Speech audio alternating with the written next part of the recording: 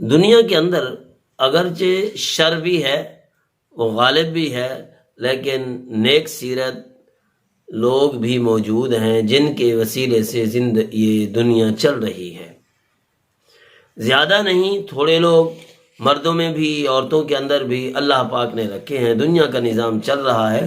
اور حدیث مبارکہ کا مفہوم ہے، فرمایا کہ جب تک کوئی بھی اللہ اللہ کہنے والا موجود ہوگا اس وقت تک دنیا رہے گی، کیونکہ اللہ نے دنیا بنائی ہی نیک لوگوں کے لیے ہے، اور وہ جب تک زندہ رہیں گے تو ان کے واسطے سے برے لوگوں پر بھی پردہ پڑا رہے گا۔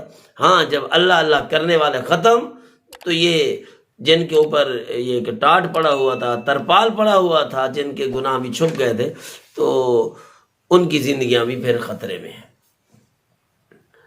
گھریلو زندگی کو بنانے کے لیے کئی قسم کی قربانیاں دینی پڑتی ہیں، کچھ الفاظ کی قربانیاں بھی دینی پڑتی ہیں، کچھ جسمانی قربانیاں بھی دینی پڑتی ہیں، کچھ مالی قربانیاں بھی دینی پڑتی ہیں۔ میاں خدا بخش رحمہ اللہ ہمارے علاقے کے ایک بزرگ ہیں اور بہت لمبے عرصے سے وہ فوت ہو گئے ہیں۔ ان کے بارے میں مشہور تھا کہ جب بھی ان کی بیٹیاں گھر آتی تو وہ پوچھا کرتے تھے، بیٹی خیر سے آئی ہو، خوشی سے آئی ہو، یا کوئی لڑائی جھگڑا ہوا ہے؟ اگر وہ کہتی بابا خیر ہے تو پھر تو ٹھیک ہے، گھر میں بیٹھ جاتے، ملتے۔ اور اگر ایسا ہوتا تو کہ یہ لڑائی جھگڑا کر کے آئی ہیں، کوئی معاملہ اونچ نیچ ہوئی ہے، تو گھر نہیں بیٹھنے دیتے تھے، بلکہ وہیں سے واپس آؤ بیٹا، میں تمہیں تمہارے گھر چھوڑ کے آتا ہوں، جس وقت تم خوشی سے آؤ گے نا پھر میرا گھر تمہارے لیے ہے، ورنہ نہیں ہے۔ تو بیٹیوں کے لیے وہ ایک مرتبہ واپسی ہوئی، پھر ساری زندگی بیٹیاں ناراض ہو کے نہیں آئیں۔ یہ ہوتے ہیں گھر کو بسانے والے لوگ۔ اسی طرح ہمارا ایک تعلق ہے، ہماری اماں بنی ہوئی ہیں، ہم ادب سے ان کو بھی پکارتے ہیں، گھر کے اندر آنا جانا بھی ہے، اور گھریلو تعلق بھی اچھا ہے، کیونکہ ایک پڑھنے پڑھانے کا سلسلہ بھی ہے، کچھ عرصہ پڑھتی بھی رہی ہیں، تو ان کا بھی اسی طرح ایک اچھا کردار ہے میرے سامنے۔ ایک یوں سمجھے 2-4 سال تو ہو گئے ہیں، انہوں نے مجھے فون کیا کہ ساری حالات کچھ ایسے ہیں، آج بیٹی کے گھر گئی تھی تو اس طرح کا معاملہ۔ تو انہوں نے جو باتیں کی تو کچھ قصور انہوں نے بیٹی کا بھی بنایا، یعنی زیادہ قصور انہوں نے ایک پوائنٹ بھی سارا بیٹی کا ہی بنایا۔ میں نے کہا نہیں، اس کے اندر میری بیٹی کا قصور بنتا ہے۔ میں نے تھوڑی سی سائڈ لی، میں نے کہا ایسا بھی ہو سکتا ہے کہ اس کے میاں کا بھی کوئی قصور ہو۔ کہا نہیں، میں نے ساری چھان بین کی اس کے اندر، اس بات میں کہ باتیں کرنے میں ان کی سچائی مکمل طور پر اس طرح سے ثابت نہ ہونا جس طریقے سے ہونی چاہیے، تو یہ بات اس کے اندر، ہماری بیٹی کے اندر کوتاہی ہوئی ہے اس سے۔ اور دوسری بات وہ یعنی کہ انہوں نے میری بات سے انکار کر دیا کہ نہیں، جب اس کی غلطی ہے تو پھر غلطی ہے، جب میں نے خود دیکھا ہے کہ یہ غلطی ہے تو پھر غلطی ہے، چاہے وہ میری بیٹی ہے تو یا کسی اور کی بیٹی ہے۔ اور میں ہوا تو بڑا حیران، دیکھو ایک ہی بیٹی ہے اور اس کے بارے میں بھی یہ تاثر ہے کہ اس کا گھر بچ جائے۔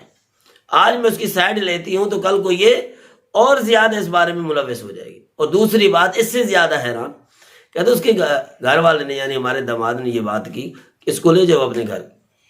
کہتے میرا پارا ہائی ہو گیا۔ میں نے کہا کہ یہ کیا بات کر رہے ہو؟ کیا میں نے اس لیے شادی اس کی تھی کہ یہ میں اپنے گھر میں اس کو بٹھاؤں؟ نہیں، قطعاً میں نہیں لے کے جاتی، یہ یہیں پہ مرے گی، اس کا یہاں سے جنازہ اٹھے گا، اس نے دفن بھی تمہارے قبرستان میں ہونا ہے، میں نہیں لے کے جاتی ان کو۔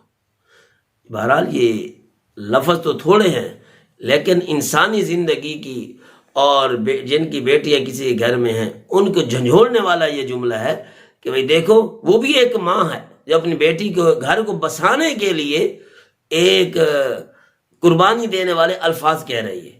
اور تیسری بات یہ کہ ایک مرتبہ وہ بیمار ہوئی تو میں نے ان سے کہا بیٹی آئی تھی تو کچھ دیر رہنے دیتے، چلو بھائی کوئی خدمت کی ضرورت آپ کو تھی؟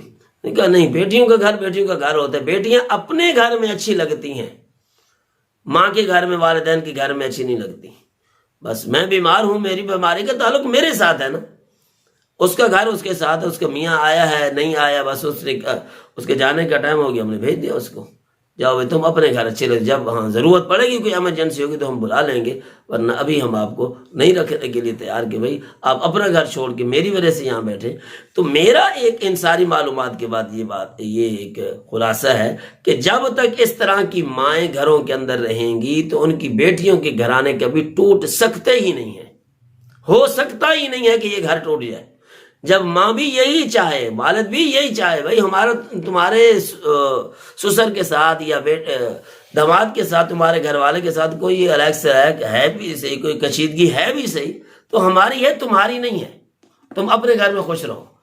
تو آج بھی وہ اس طرح کرتے ہیں، کیونکہ آنا جانا ہے کہ جب بھی کوئی معاملہ ہو جائے بیٹی کو پہلے گھر پہنچاتے ہیں، بعد کے اندر اپنے کام کو سیدھا کرتے ہیں، جس کی وجہ سے آج بھی ان کی بیٹی کے گھر آباد ہے۔ سب کو اس سے عبرت حاصل کرنی چاہیے۔